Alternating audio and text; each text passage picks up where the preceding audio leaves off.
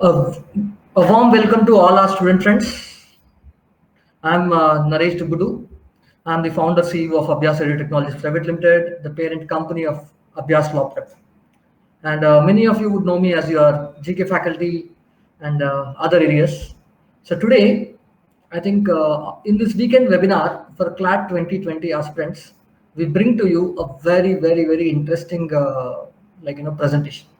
Instead of calling it a presentation, I'll call it an open house because today's session is not based on some data, based on some syllabus. It is based on understanding a very pertinent question and kind of solving it clearly. This is something that students focus the least on. At the same time, believe me, this probably has the highest impact in your career. Most students are focused on how to prepare for CLAT, how to score for CLAT, and things like that. But they consciously kind of avoid the question. Some maybe because it's also not very fun to ask this question. What kind of school should I attempt? What kind of program should I attempt? Should I apply? What should I do based on what rank I get? So a lot of times it's not very comfortable. But please understand, a good student, any good applicant, whenever you are preparing for a competitive scenario, you just will not only focus on the skills required, but you'll also focus on the application. Focus when I say application, I mean how do I ensure that whatever skills, whatever capability I built in, how would it help me? How would it help me to kind of take it forward? I mean, which is the right forum for me to kind of get there? I'm sure to just give you a analogy so that you understand this better. You would know, like a lot of sportsmen, a lot of athletes, kind of they change clubs buy them, clubs transfer them. They also look at which is the best place for them to kind of showcase their skills. It is important for you to understand as students when you are trying to get into grad school, when you are trying to get into law school, university, etc. It's important for you to understand what school fits my profile, what school fits my ability, where can I really do well, what are my longer term goals, etc. So today's today's Abhyas Law Prep webinars, in the series of Abhyas Law Prep webinars, we are going to focus on the next hour or so. We're going to focus on how to choose the right law school for you and how to choose the right law program for you. That's what is the goal. And it's a little ironic that I would not say it's a little ironic in the sense that we have a law school also sponsoring this, but yeah, that's okay, that's fine. Do not worry. We are going to focus more on, but we will not be talking about any particular law school or particular law exam. So this is broadly based on how should a student kind of look at this. And let me tell you, in my last 20 years of like teaching life and last 10 to 12 years of active full-time teaching career, what I have seen is I have kind of not spoken about this particular webinar, not only to law aspirants, but it could be to engineering aspirants, to management aspirants. And sometimes I believe as educator, the goal is not just to teach the subject, but will also kind of give you a much bigger canvas around that. So I hope today you will make the best out of this time. So ask questions that you have on your mind with respect to law school, law programs, options, careers, whatever questions you would have. I'll try to answer them to the best of my ability. So without much delay, let's actually get to the program now. So what we are going to do today? What I'm going to do today is I'm going to discuss these three major aspects, because these are the things that you can expect to kind of pick up after this session today. First thing, should we kind of, what factors should one actually consider when they are selecting a law school? Which law school to go to, which law school not to go to, etc. The second thing, obviously, I'm going to do is toward the second half of this seminar, after the major part is done, I would definitely want to kind of engage you guys, explain few things on what courses to choose. I'm sure you have BALLB, BBLLB, these kind of things in mind. A lot of people asking questions around which course to choose, which one suits me better, etc., etc. So I'll tell you how to kind of choose based on your long-term goals. And the third aspect, which I also believe is important, I'll probably spend a short amount of time on that, but still, I would want a lot of students usually, sometimes people ask us, particularly this is usually asked more by parents than students, but they ask, should they repeat attempt for a CLAT? Which is natural to ask, there's nothing wrong, but I have a very interesting test that I've created for our students, for our parents to say, that is called two-factor test made by me, that will actually tell you whether you should attempt or not. Simple. It's a very logical test that will tell you whether you should attempt or not.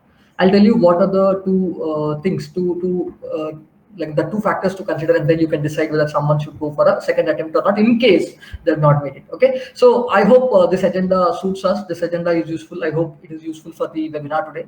Can I quickly have so on this Saturday while you're preparing for a CLAT on the remaining days, I thought on this webinar, will it be useful? These are the things that I'm going to kind of, yes, Gautam, thank you. Okay, good. So I hope this is the agenda. This agenda should I hope this should give you some useful insights and useful information and useful, more than anything else. I would not call it knowledge, but wisdom. I hope today's session is all about wisdom. Today's session is not about knowledge, but today's session is about wisdom. And as someone who is far older than you, I know I kind of dye my hair and you will not be able to see that, but as someone who is far older than you, having seen what you would be seeing in the next 20 odd years, my goal is to kind of bring you a plethora of examples, plethora of situations I've seen with students, parents, etc. So I would want you to kind of ask me as many questions as you can, because this session is not a typical GK session or a legal session, etc. This is more based on the kind of questions you would have, the doubts you would have. So without delay, let's get started, friends. So let's first focus on what factors should one consider when one chooses a law school. And I believe this is an important time. Why are we doing it now? In fact, for those students of ours who join us for a long-term program, who prepare with us for 1 year or 2 year program, we do this in the first early sessions, and as in the first few sessions only we talk about various colleges, various exams, etc. So why are we doing it again toward the end, a month before, etc. with this extension, etc. We also thought it is important because a lot of times what we are seeing is this year particularly, a lot of students, parents are not very motivated. They're not dedicated. They're not very, very energized to kind of really think of what's coming next. Yes, I agree. Corona has made it difficult for all of us, and there's a very, very dynamic, confusing situation for all of us. And what we believe as educators is, see, what decisions you make now are going to have, you'd have repercussions for the next 5 years. Please understand that. Next 5 years for your grad school life. And hence, I do not want to let a Corona situation, which will affect you for 6 months or so, to kind of really get you stuck. Please don't do that, because a lot of you would have seen every exam, every competitive exam, what are they trying to do? They're trying to kind of continuously extend the date. They're continuously extending the registration date. A lot of these things are happening, which I believe is not a good sign. In fact, every year I tell my team, any exam which is continuously extending date, it only indicates the exam is not very standard. And this year, ironically, every exam has to extend the date in many, many ways. So that is also a problem with applicants. That is also a problem with applicants who are not serious about it, who are not making the choice. This year is going to be difficult. And believe me, I would want to kind of give one useful, even before I get into the session, I want to kind of tell one useful hint to all of you.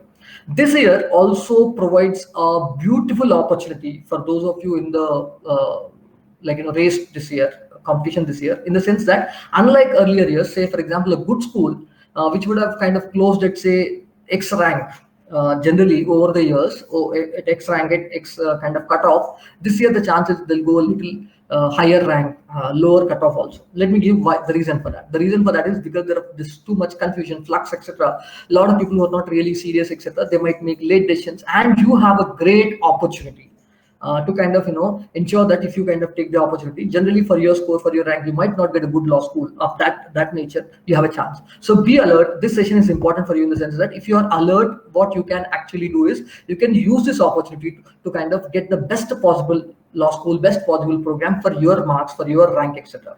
I hope with that introduction, let me kind of get to explaining you the factors. What should one kind of do when you are choosing a law school? I'm good. Again, as I told you, I would want questions to keep flowing in, friends, as in when I'm talking, because this session is all about open house, so a lot of discussion should happen. Let me start with the how to choose a law school. Choosing a law school for students at Abhyas Law Prep, we kind of speak about some very, very, very important factors. Some of them are very, very well known. Some of them are so well known that all the websites across the world, your parents, uncles, everyone will say. But some factors are not being mentioned, or probably not even there on the slide. I'll explain in a little more detail. So let me explain this. First thing, obviously, many of you, I'm going to talk about everything that is there on the slide. There could be pro and con. So do not just jump to and say, hey, this is an important point. I'm only trying to tell you how this point is discussed in the world, how it should be actually applied. Okay. For example, the first thing that we all hear about, I'm sure you all hear about a very, very important thing called what is the rank of the law school. what is the rank of the law school, isn't it? Which rank is this law school? Recently, I think NIRF has also released 2020 rankings in June only, right? And how many of you have gone through the ranking? How many of you have gone through the NIRF ranking for law schools this year? Ranking June 2020. They have started this ranking 5 years back for engineering colleges, for medical colleges, for pharma, for management, for universities, for law schools, like that. And this time, very recently, they have released it. How many of you have actually? Can you quickly say yes, you have gone through the ranking or not? If you've gone through NIRF ranking for law schools, because we're talking about the ranking of law schools, I thought that's an important question. Come on, please answer me. I know it's not a classroom, but still, yeah. Okay. Indrajit is saying many good law school admission is already done. Indrajit, that is not true. You can say many applications are done. It doesn't mean all law school applications are done. But anyway, I'll discuss that. I'll discuss that thing. Yeah. Okay. Sonika says me. Okay. You have gone through the ranking. Riya says I have. Okay. Lakshmi Raju, yes. Good. Good. Shobha Rani. Good job. Good job. Good job. You have all gone through the ranking. Okay. Let me ask you a very, very interesting question. Let me say you have all gone through the NIRF ranking. You say. Let me ask you this question. How many law schools were ranked? How many law schools across India are ranked in NIRF? Can anyone tell me? You've all gone through the ranking. So you tell me how many law schools are actually ranked in NIRF 2020 ranking. Okay, right? How many law schools have actually been ranked in NIRF this year? Okay, yeah, top three, Lakshmi Raju, fine. We all go through top three. Believe me, top three, whether NIRF gave the rank or not, all of us know. For last 10 years, no big deal. So there's no use doing top 1, 2. Knowing, see, information has to be a lot more. Okay, like how many? Okay, Likita says 20. Gautam says 21. Gautam, I think you got one bonus college. HR minister has called you and given you. Okay, Ajinkya also says 21. Okay, okay. Shiva says you have not. Okay, but anyway, broadly, what I want to tell you is law school, the number of law schools that are actually given ranking in this year NIRF is only 20. Now, what does it indicate? Does it indicate there are only 20 law schools in India that are worth joining? Maybe the HR ministry feels so. Or more importantly, don't believe that 20 only have made it the cut. The bigger reason could be the number of participating institutions. Please understand, in the NIRF framework itself, there's a list of participating institutions. That means there are a lot of institutions which would not have participated in NIRF. Now, why am I talking about this thing, NIRF and other? See, NIRF is a government ranking, but there are a lot of other rankings. For example, a lot of media also kind of ranks. In fact, at Abhyas Law Prep, at our site, we have a very important page. We have one entire page for ALP ranking. ALP, and one very big difference between us and the other rankings is, I want to tell you, the big problem with ranking is you always say 1, 2, 3, 4, 5, 6, 7, 8, 9, 10.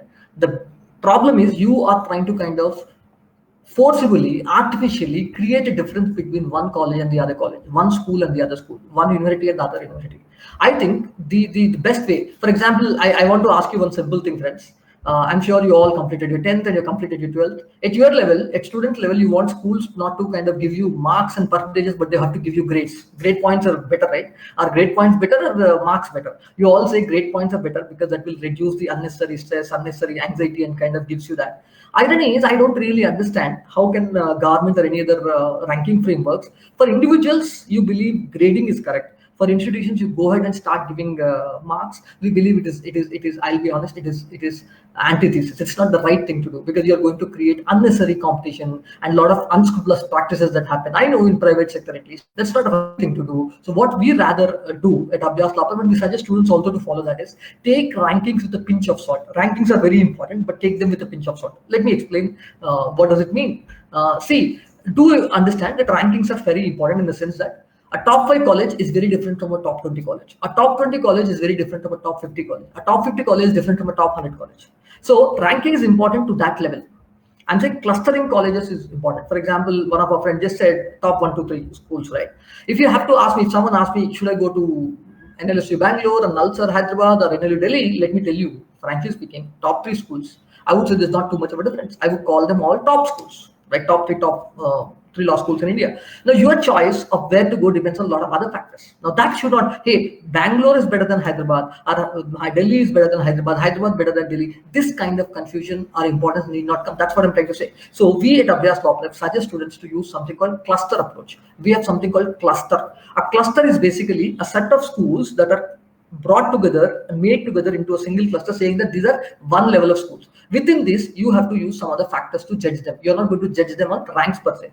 That is what we say. That is how we do ranking, grading. We don't believe in each point. I hope you're understanding what I'm saying. While the ranking is paramount, important, you cannot go into a competition without having a goal, without having a kind of pointers. But please understand, the ranking is only to give you a broad idea of which school is better than the other kind of school, but not at a any mini competition. In fact, not only law school, because I do this for every other domain also. Let me tell you, some students ask me, sir, I've got admission from 15th ranked college and the 17th ranked college. Does it automatically mean should I go to 15th ranked college? Can anyone tell me? I'm not only talking about law, anything for that matter. Anything for that matter.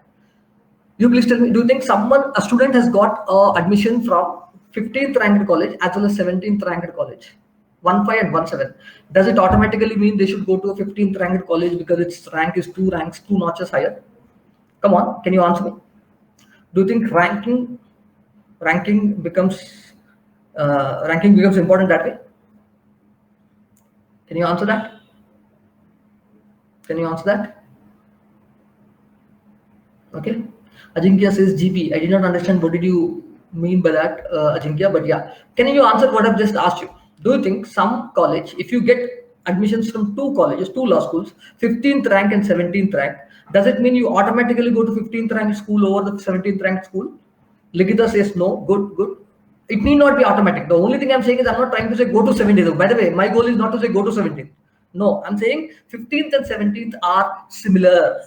You are not going to go to 15th because it is two ranks higher. That's the only thing I'm saying. You will go there because other factors are to be considered. Ranking is the first factor, no doubt about that. But ranking is only to give you a cluster idea, a grade idea, or a broad idea. You are not going to go to college because it is one notch higher. Yes, I can understand. For example, you definitely want to prefer a top 30 law school versus a top 50 law school because they are critically cluster separate here. So if you have to talk about top 3, top 10 versus top 20, top 20 versus top 50, like that. I hope I've explained the broad understanding. So next time anyone kind of tells you, hey, this ranking is 2 ranks higher, I'm going here, tell me that is a very childish way to look at things, very amateur way to look at things, very green way to look at things. That is the very illogical way, very regular media way to do things, public way of doing things. But a good applicant, a good person perceives, it's not just focus on perception, but tangible differences. That's what I'm trying to kind of say. So ranking is paramount, ranking is important, but ranking is not the be all and end all. I hope I'm clear.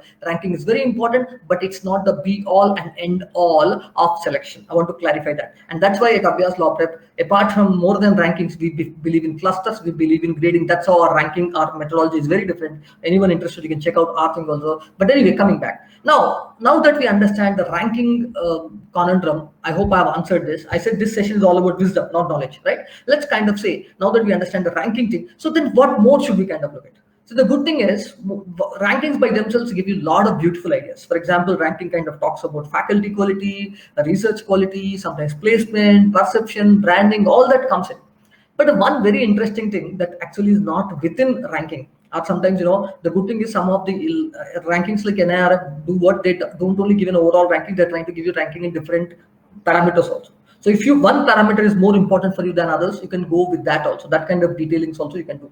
But broadly, what I believe is once the broad ranking is a hygiene factor. It's like a hygiene factor. Hey, I want to go to top 30. You have decided that I want to go to top 20 law schools in India, top 5 law schools in India. Your choice based on your capability, based on your targets. Once I decide that, within that, once you get an option, what should you do? That comes beyond ranking. That is where I think there are a few other factors that I wanted to consider. That's what I'm going to explain now. For example, courses offered, specializations offered. What kind of courses are offered? BA LLB, BBA LLB.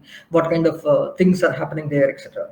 And location. What kind of, which geography is it in? Is it in East India, West India, North India, South India? Which location? Which state is it in? Which city is it in? What kind of, does the city have that kind of good facilities? Or hostel? How good the hostel facilities, campus facilities are? See, I'm saying all of them are your personal choices. For example, some of you would prefer to have a hostel. Some of you would say, I don't care for the hostel, I can always stay outside. Some of your parents might say, I would want to kind of put you in a state which is nearer to you, city nearer to you. I think you have to consider loads of those factors also. For example, some of you are comfortable going to a place where you already have someone known to you. For example, your siblings, your cousins, your friends, your seniors. I think a lot of these things come under that. And then another important factor we at Abhyas Law Prep kind of tell students very seriously is financial suitability, financial sustainability. Always look at, for example, do not jump to, just because an X school is like higher ranked than the other school that has students is ROI. Now, this is a very interesting word. A lot of people do not understand what I mean by that. I want to kind of explain this carefully because I'm going to kind of explain it in my own life. I'll give you an example also. Return on investment. Now, this is a very, very important thing that I wanted to keep in mind, friends. What is return on investment? What do I really mean by that? Let me explain this to you. What is ROI?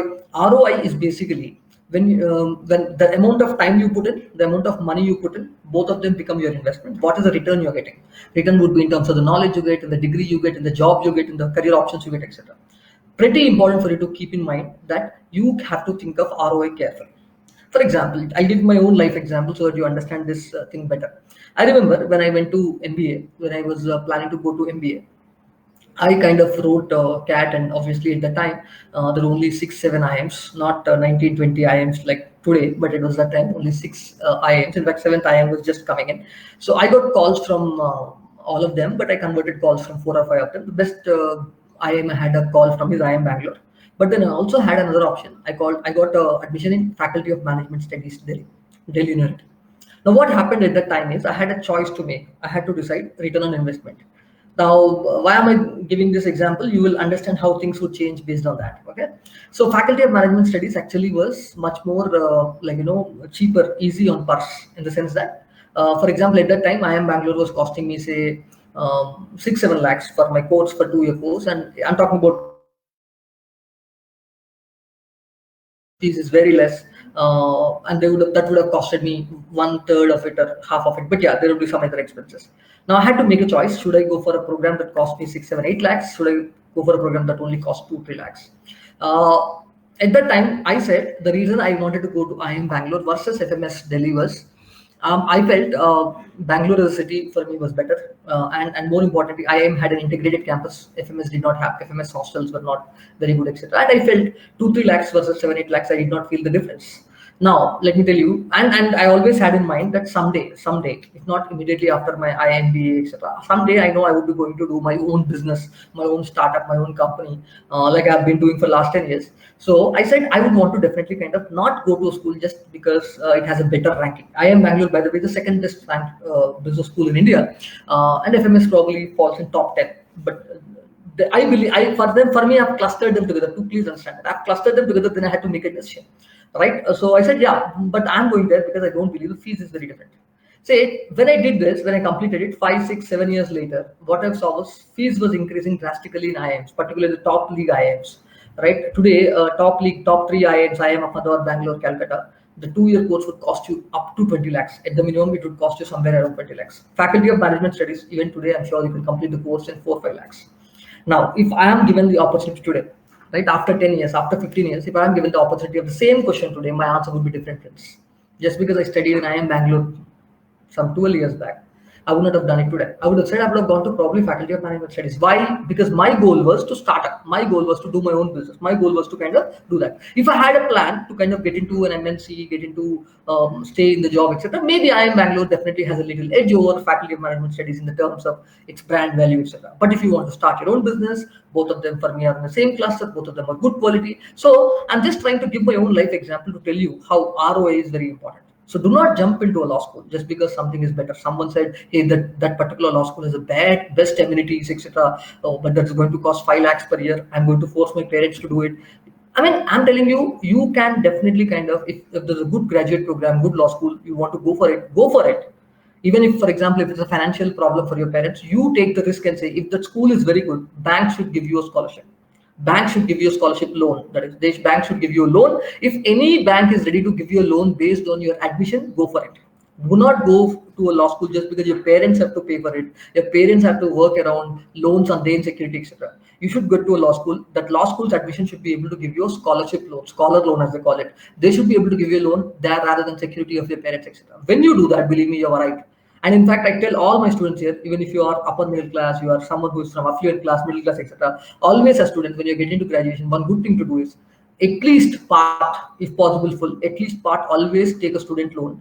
Because that way, what it will do is, it will, I know it's a very difficult thing for you to do. Your parents might not allow it. If your parents want to support you, they can do it after the grad school also, not now. But what I want to tell you is, try to take a loan because it kind of puts you in kind of a discipline. It kind of tells you I need to perform, I need to do well, I need to prove myself. That's a pretty important thing.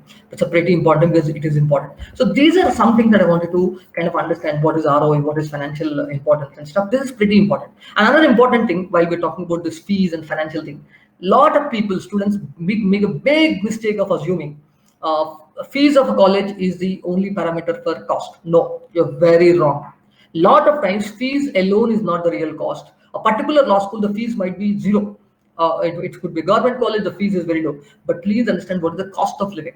See, for example, when you're choosing a law school, please talk about not the fees of the college, but the cost of the entire program. What is the cost of an entire program? What are the fees you pay? What are the kind of things you need to buy? What are the kind of hostel requirements you do? All things together. The cost of living should come in, total things should come in, and the 5-year course, you have to calculate the cost that way. A lot of times these days, I see some middle class parents, they find it, they kind of feel it a little difficult to kind of get into NLUs. They feel it's very, very costly because yes, NLUs are definitely costly. They're not cheap, they're costly. So today, a 5-year program should cost you at least 10 lakhs in NLUs, right? At least around, I'm saying. What I'm saying is, what I believe is, I think you should kind of calculate not just the fees, but also the overall cost of living, cost of doing the program, etc. And with that, you should be able to use the ROI framework to be able to make a decision on which law school to go to, which law school to avoid, etc. That's a pretty important thing. Again, and I'm telling you, it's important for you to say, hey, can I kind of, with my get into corporate firm, a placement, whether I want to go further into judiciary, whether I want to go to public sector, whether I want to become a civil service officer. You should ask yourself, this cost should be kind of, this is your investment. This is your investment. Please understand, not your parents' investment. You should be able to say, hey, I believe this is worth, I will kind of take care of this. I'll be able to take a loan on this and I'll be able to give back. That is a pretty important thing. If you can take care of that, friends, if you can do that, believe me, you're making the right decisions in the right way. Okay, so these are the factors that one needs to consider while you are choosing a law school. Any questions on this? I think I'm kind of getting into the thing, so I want you to kind of ask me questions, right? Any questions? Any questions? Come on, this is a session where you can ask anything on your mind with respect to. First, we're talking about factors in choosing a law school. What criteria should we kind of look at while we are choosing a law school? Any questions? Yes, Venkat Sai is asking, cost of living in Bangalore is too high. Venkat Sai, you're right, but please understand, cost of living in Bangalore is too high. But if the program that's given to you comes with the inbuilt hostel, etc., then you don't have any extra other cost of living, right? Your cost of living is limited. That's what I'm trying to say. You need to consider that way. So when you are going to a law school in Bangalore, which has an integrated hostel, etc., maybe the cost is not very high. Cost of living is okay. But if you have to kind of look at a program where you do not get an integrated campus, you have to stay outside and then go, then absolutely a Mumbai or a Bombay or Delhi will be costlier. That is true. That is true. Yes, that is correct. Sai has put a very good point. Cost of living. Any other things? Come on. I think it's, see, this is not a session on knowledge, friends. This is a session on wisdom. This is a session on life experiences. So please feel free to ask, because this is the best way to decide. A lot of people make the mistake of CLAT coaching ka matlab CLAT ka exam. No, I believe it's much bigger than that. We believe it is bigger than that, and we kind of are trying to bring you best possible decision making to you. Yeah. Any questions? Okay, Ajinkya is asking a question. So he says, a cluster for law college will be NLUs in one cluster, another college in another cluster, isn't it? No, Ajinkya, that is not true. See, when we say a cluster basically means a similar level of output kind of colleges. When we say, in a way, you could say similar level of overall rank colleges. Sometimes other law school, non-NLU law school might have a better rank than NLU itself. So please do not understand all NLUs come in one cluster. No, they definitely do not. In fact, out of the 22 NLUs you have, plus if you also kind of call NLU Delhi, 23 NLUs you can have. So all of them do not come in same cluster. We have top 3 NLUs come in one cluster, then the top 10 like that. So I'm saying all NLUs in one cluster, all private law schools in another cluster, no way. In fact, that's why I would suggest you all to go to our website, lawprep.in, look at the ALP law school ranking. There we put clusters, not ranks per se, clusters. That's very important. So some of the private law schools, for example, might have today a standing equal to top 10 law schools. Now that is very important, right? If you want to get into top 10 law schools, trying to get into some 6-7 NLUs and probably another 3 private law schools are at equal standing. I want you to understand it. That's what we mean by clusters, Ajinkya. Okay. Yes. Lakshmi Raju is asking, right? Do you consider living in a college dorm, especially in a pandemic? Akshit, this is a good question. Please understand, Now, can you consider, first of all, government will not allow the college to run, right? The day government and the world starts running, the pandemic is no more. We'll either have a vaccine, we'll have a, see, everyone is worried about vaccine. Vaccine might take another 6 months to 1 year to come. Let's not worry about vaccine. But what will happen is, the way I see, yesterday, US itself has logged in close to 50,000 cases in a single day, 45 to 50,000 cases. Believe me, we're going to have herd immunity soon. Akshat, and the best way to cope up with the pandemic is not closing the world and sitting at home. That cannot happen. And believe me, yes, a lot of online learning, digital courses will come. A lot of law schools and every university will give you digital courses, chance of you remote learning courses, etc. But believe me, any day the ability to kind of study in a campus is far different from ability to study from home. I would very clearly say that. And I'll tell you why. Other day we were on I was watching a panel and stuff. We had an national level on the CNBC. There was a poll asked the students, what do they miss the most by not going to a campus and studying online, etc. The number one thing you'll be surprised to know, it is not purely knowledge, subject, teachers, etc. But they're missing the classmates. Ability to not have a set of students, because these days a campus program is not just the ability. I think you go to a good law school not only because you get good ranking, good placement, good teachers, but also because you get great competition. You get great great fellow students. You go to law school because you get good students. With them you kind of learn, you build network, you learn a lot, you do a lot of group work. So I don't believe college norms should become a problem, and I would say we have to live with it. I think we should forget pandemic first of all. Pandemic started in January. It started big in India in March. It will go on for another 3-4 months. We can't make our decisions. I'm saying, please don't make your life hijacked by one pandemic. This pandemic. See, let me ask you a simple question. Come 2022, do you think we should still be talking about virus? In fact, another virus might come in 10 years. We should not be worried about that. I hope I've answered your question, Akshat. That is not at all this thing. Okay. NLUs have good hostels. Most of the NLUs have, NLUs generally have integrated campuses, Gautam. That should not be a problem. Shashi is asking about a particular university. Bennett is one of the private universities. A lot of Bennett Coleman is the media based. Every big corporate is starting their university. They're all fine, but I would say I would check out what their rankings. I'm not going to kind of give them in the thing. They do not. Bennett doesn't definitely come in the top 10, 20 for sure. Yeah. A question about Birla Global. Yeah. See, I think you're all talking about specific law school. We'll come to that. That also I'll talk about. I'll take your questions. Don't worry. There is a rumor that CLAT is going to be cancelled and seats are allotted in 12th class. Ramakrishna, maybe. I don't know. And by the way, if it is not true, see, I'm saying now, let me kind of explain this. First of all, that is a rumor you yourself said. I don't think that's going to happen, because if that happens, the quality of intake will go down badly. I don't think NLS would do that. They'll wait for another month or so and do the exam. I don't want to do that. If they do, what will be the cutoff? Let me tell you, very similar to Delhi University. Delhi University already, the cutoff 98, 10%. I don't want to kind of get there. So I'm saying, why? If you force me to give me an answer, I'll put a gun to my head, I'll give an answer, but I don't believe right now you don't need to know the answer. But yeah, probably for an ulcer kind of an LSU Bangalore ulcer, maybe 98% would be cut off. But why should we think of that? I'm saying all these, like Akshat was asking about DOM and this thing, you're also asking me a question. You're all being hijacked by today's situation. Guys and girls out there, even parents, I want this to come out of it. I want you to come out of this hijacked mentality. Please understand, Corona is just a virus, right? And coronavirus will go there, some other new virus will come, and please don't be hijacked. Focus on the larger picture. What will happen after 6 months, 1 year, let's focus on that, not in the next 3 to 6 months. Okay, let's not worry about it. That's not important. And I'm saying, let me tell you one simple thing. Anything that comes to your mind, ask yourself, does it help you go forward or does it take you backward? If actually asking dorm room, etc., is taking you backward. This rumor about marks, etc., taking you backward. Anything that holds you back, anything that takes you back, please do not believe in it. Anything that takes you forward, you kind of work on it. Assuming if the rumor comes true, any rumor comes true, or Corona says this year, government says no need to open any university, next year you do. What will happen? We don't know. I'm saying, but all this nonsense, we should not be worried about. I think this is something that we should, the most important thing as Abhyas Law Club students, we kind of tell you, it's not about preparation for CLAT, it's about preparation for life.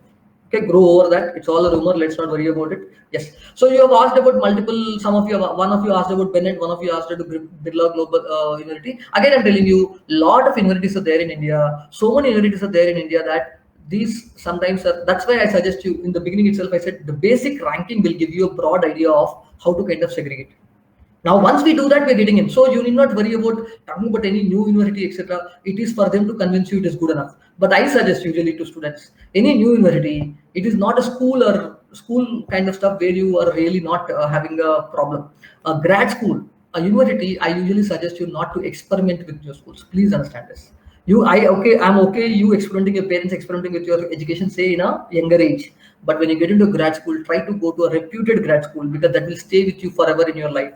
Please understand that will stay with you on your resume forever and ever. Until unless you're very sure that this grad school is going to become very big soon, that's different. But we don't know. So I would suggest you to kind of go with work hard, get a good rank, get a good score, cross the cutoff, try to get to the best law school. You again talk about some other grad school which is new, which is not very well known, etc. That's because you are making it. That's when you have to think seriously. Just doing an education does not mean anything. You have to do it in the proper place. Yeah. Yes, Venkat. Sorry. Yeah, I mean the interest. This is what every school should be doing. Every law school should be doing. But are they doing it? I don't know. We'll have to look at it. Okay. Suraj is asking. I'm from science stream. Can CLAT take MP subject marks? Yes, they might.